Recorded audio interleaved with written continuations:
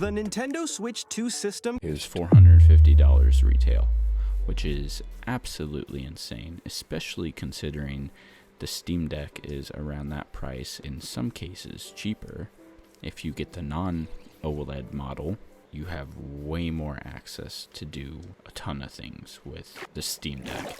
In fact, you could just straight up emulate Switch games. I don't know about Switch 2 games, which I'll get to that. I don't think that is going to be an easy capability anymore, emulating Switch 2 games onto PC, but it's just absolutely insane.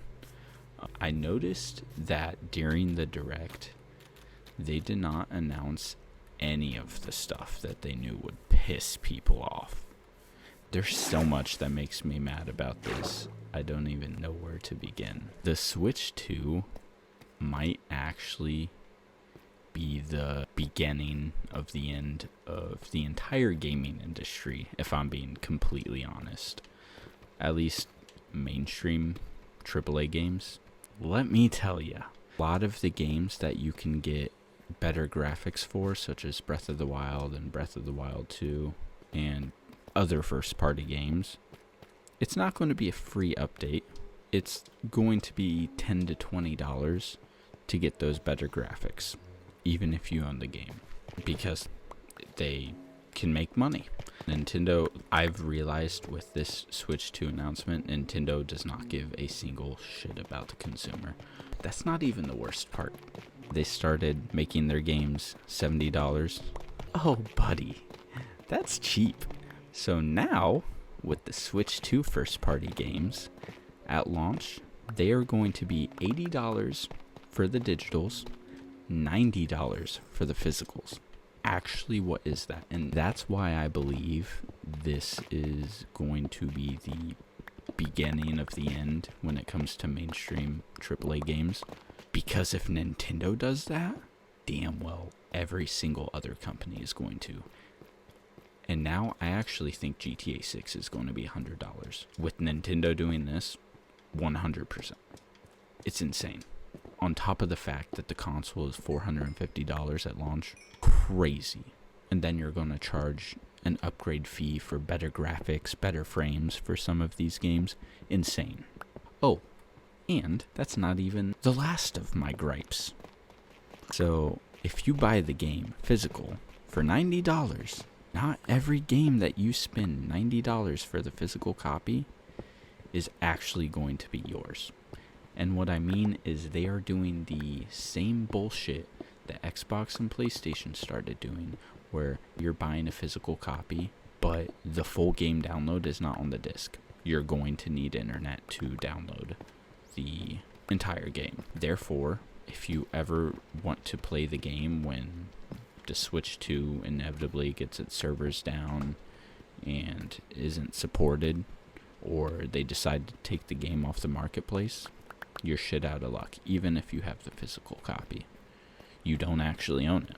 Crazy. They're trying to make it sound better than what it is. They're calling it something like digital key or your game key or whatever. I can't say I'm super surprised Nintendo went down this route, because they are one of the greediest gaming corporations. The only reason why they are surviving and continue to push the limits is because they continue selling, partially being they release quality games for the most part, other than Pokemon. But when it comes to their other first-party games, they're usually pretty quality games. I wouldn't say they're complete or worth the price tag. Mario Party is a prime example of the game being $60, $70, and you really don't get that much content. I remember when the first Mario Party Switch game released in 2018, and it launched with 4 maps. So they definitely have in the past just released games that shouldn't be priced at what they're priced at. Or even Nintendo Sports or Nintendo Switch Sports. At launch, that had 4 sports you could play. And granted, they released other ones for free. I don't think it was the same with Mario Party. I want to say that was like DLC you had to buy. Which, same thing with Pokemon. I've noticed that Sword and Shield, Scarlet and Violet have a lot of issues, but when you play the games with the DLC, it feels a lot more complete. It's almost like the DLC is content they did not finish and decided, hey, we'll push this game out as quick as possible and then just release this content as DLC. This is random. This irked me, but they were announcing all these new games for the Switch 2, and they had this game that they were presenting as a demo game where it shows you all of the cool new features that the Switch 2 has. And in the game, you're essentially this mini person that walks around the internal components of the Switch. It's a super cool idea if it was a free demo game, but it's not. You have to pay for it. Switch Online, they're doing some cool things, but Nintendo Switch Online sucked with the first iteration of the Switch. It was basically non-existent. They still got people to pay however much it was a year. I believe $50 for the non-premium. The normal one allows you to play Nintendo, Super Nintendo, and Game Boy Color games. Primo allows you to play Game Boy Advance and N64.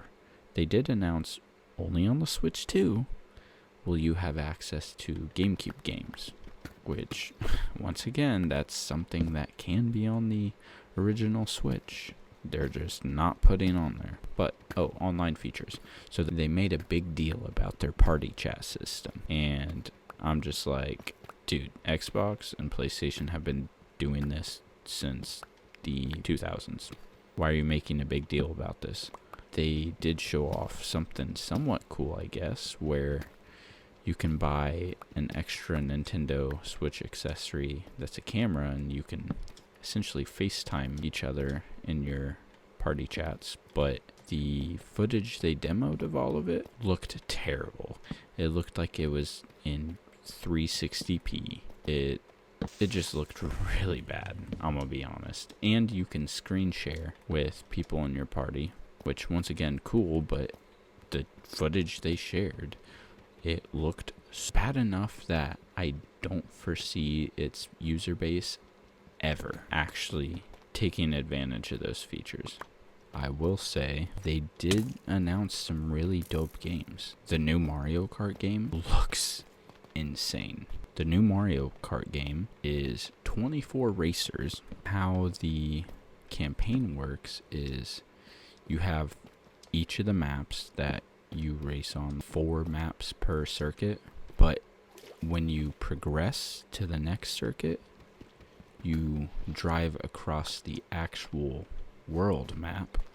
You can free roam and stuff, or you could just race straight to the next circuit, but there's an option to play the game completely free roam on this massive map, kind of like Forza. It's like an open world sandbox kart game, which I think is super dope, honestly. See, this might have been the best announcement. They announced an exclusive From Software game, which From Software makes the Dark Souls games, Elden Ring, and their best, in my opinion, Bloodborne, which is exclusive to PS4. Sony technically owns that IP, so they can't really make a sequel. Sony kind of has that locked down, which is crazy because it's one of their most popular games. It's hilarious in regards to their new game announcement because it looks like a sequel to Bloodborne. That game looks incredible, which makes me so mad that it is exclusive to Switch. I'll be honest, I don't think I'm gonna get the Switch 2 unless they actually pull some shit out of their ass and poop out a golden egg with their next generation of Pokemon. I don't foresee myself getting the next Switch. As someone who has always been somewhat of an achievement hunter, it does make me really sad that Nintendo never has really cared about some sort of achievement system, especially with their games. Nintendo games are perfect for achievement hunters. Why is that still not a thing? It's gotta be some of the easiest stuff to implement into your software. I don't see how it isn't. I'm not a software engineer, so I could just be spewing bullshit, but how would some sort of achievement progression system be difficult to implement, especially in 2025? This is also beyond annoying, which I've known this leaked a year or two ago, but it doesn't have an OLED screen. They went back to LCD. Why? I don't know. Probably cheaper to produce, but you guys were producing OLED screens for the Switch, and you guys are charging $450, so I don't understand why it's not there. I'm sure it was all purposeful, so they can release the OLED model in 2028 and charge $550 for it. You know what? Another thing I will give them credit for, Nintendo. Let's say you're playing Mario Party or some multiplayer game.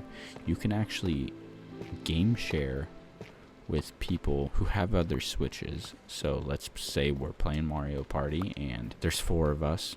Everyone brings their Switch. The person who owns Mario Party can game share it to all the other Switches so they can play it on their individual screens instead of having to do split screen on a TV. That's pretty dope. I'm kind of glad they're just absolutely fucking the consumer. And I just say that because while it sucks I won't be able to play or enjoy the Nintendo Switch 2 affordably at all, maybe this will cause the gaming industry to crash and cause these devs to release quality games. I could see they're already feeling it. Ubisoft is about to go under, and they released Assassin's Creed, and that game is struggling, and that's their baby.